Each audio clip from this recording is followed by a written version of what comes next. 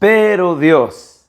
Así le hemos titulado a la reflexión de este día, pero Dios. Usted y yo íbamos mal en nuestra vida, pero Dios intervino. Estábamos muertos en pecado, pero Dios nos salvó. Estábamos bajo ira y condenación, pero Dios, si somos sinceros, es de reconocer que Dios ha hecho la diferencia en nuestra vida. Dios intervino a tiempo con su gracia. Y Efesios capítulo 2 resume de la mejor manera nuestro testimonio, el testimonio de todos nosotros los que hemos sido salvos por gracia. Efesios capítulo 2, un capítulo que describe de manera preciosa el Evangelio. La palabra Evangelio quiere decir las buenas noticias. Efesios capítulo 2 nos las recuerda. Yo quiero que tenga su Biblia abierta en el capítulo 2 de Efesios. Y mire, para poder apreciar las buenas noticias, veamos primero las malas. ¿Cómo estábamos antes de venir a Cristo? Dice Efesios 2:1, Él os dio vida a vosotros cuando estabais muertos en vuestros delitos y pecados. Nuestro estado antes de Cristo era de muerte espiritual. Mire, las personas vienen a este mundo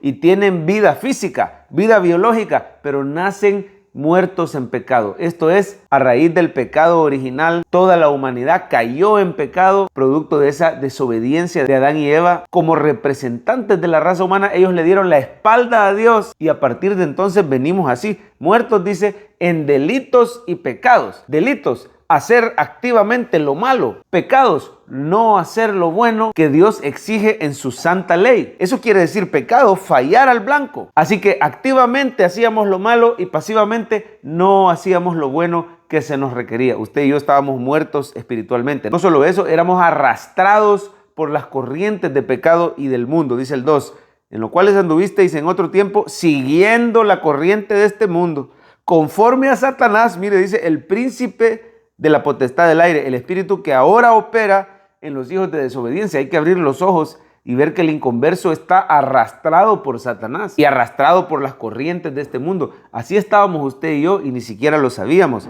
En el número 3 dice que éramos esclavos de la carne, dice, entre los cuales también todos nosotros vivimos en otro tiempo, en los deseos de nuestra carne, haciendo la voluntad de la carne y de los pensamientos. Es decir, con nuestras acciones y con nuestros pensamientos éramos esclavos del pecado y de lo malo. Y merecíamos la ira de Dios, dice, y éramos por naturaleza hijos de ira, lo mismo que los demás. Pero Dios, mire por favor el 2:4 ahí en su Biblia, diga conmigo, pero Dios. El Señor intervino y dice, pero Dios que es rico en misericordia, por su gran amor con que nos amó. Aquí hay un mensaje para usted. Tu pecado y mi pecado era mucho, pero el amor y la misericordia de Dios fueron más grandes. Usted y yo estamos hoy aquí creyendo en el Señor, perseverando en Cristo Jesús, a pesar de nuestras imperfecciones, de nuestras regadas y de nuestras chambonadas, porque Dios intervino y su amor y su misericordia son más grandes que nuestros pecados. Tienes esperanza en tu vida gracias a la misericordia y al amor de Dios. Y dice el 5, mire todo lo que hizo el Señor. Aún estando nosotros muertos en pecado, nos dio vida juntamente con Cristo. Así como Jesús resucitó de entre los muertos, ese mismo poder te dio vida a ti. El Espíritu Santo sopló vida, te dio un nuevo corazón, te hizo nacer de nuevo, te dio oídos para oír. Por su gracia sos salvo. Así lo dice el final del versículo 5. Y en el 6 dice, ¿qué más hizo? Juntamente con Él nos resucitó. Y oiga, esta es tu posición en Cristo. Nos hizo sentar en los lugares celestiales con Cristo. Esta es tu verdadera posición espiritual. Estás delante del trono de la gracia y estamos sentados con Cristo en los lugares celestiales. Físicamente estamos aquí abajo, pero espiritualmente estamos ahí arriba. Ya el Señor te garantizó el cielo. Ya te hizo sentar en los lugares celestiales. No solo quiere decir que tienes garantizado el cielo, quiere decir que estás descansando de tus obras. Nos hizo sentar, habla de reposo. Usted y yo sentados, reposando en la obra de Cristo, en la obra perfecta y completa en la cruz. Nos hizo sentar, también quiere decir que usted y yo reinamos en vida sobre toda adversidad. Sentado en los lugares celestiales, te habla de un trono, te habla de autoridad. Usted y yo reinamos con Cristo. Así lo dice la palabra, reinarán en vida los que reciben, dice, abundancia de gracia y del don de justicia. Lo dice allá en Romanos capítulo 5. Tú reinas sobre el pecado, tú reinas sobre la adicción, tú reinas sobre la tentación. En Cristo tú y yo reinamos sobre la enfermedad, reinamos sobre la escasez. Hemos recibido esa salvación y estamos sentados en los lugares celestiales con Cristo. El mejor resumen del Evangelio está en los versículos 8 al 10. Léalos conmigo rápidamente. Dice, porque por gracia sois salvos por medio de la fe.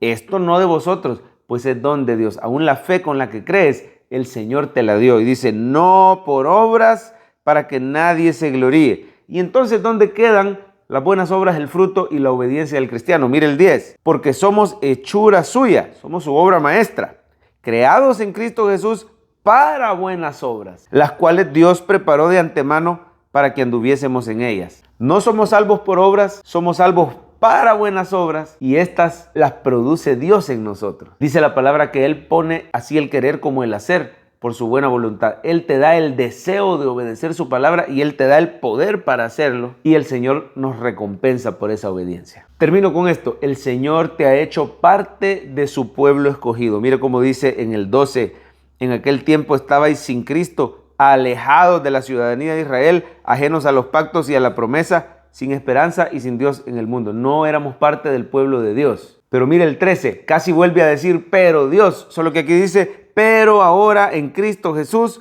vosotros que en otro tiempo estabais lejos, habéis sido hechos cercanos por la sangre de Cristo, porque dice el 14, Él es nuestra paz, que de ambos pueblos hizo uno, derribando la pared intermedia de separación. Hoy somos parte del pueblo de Israel, pero del Israel de Dios, no de un Israel físico, no de un Israel étnico, no del Israel del mundo. Somos parte del Israel de Cristo. Mire cómo dice el 18, porque por medio de Él, los unos y los otros, o sea, judíos y gentiles, tenemos entrada por un mismo espíritu al Padre. Así que ya no somos extranjeros ni advenedizos, sino conciudadanos de los santos y miembros de la familia de Dios. Usted y yo, termina diciendo el capítulo 2, somos ese nuevo edificio de Dios cuya piedra angular es Cristo Jesús. Somos el pueblo de Dios. Así que resumiendo, estábamos muertos espiritualmente, esclavos de pecado del mundo y de Satanás, pero Dios, en su gran amor y misericordia, nos dio vida, nos resucitó con Cristo, nos hizo nuevas criaturas y hoy estamos sentados, descansando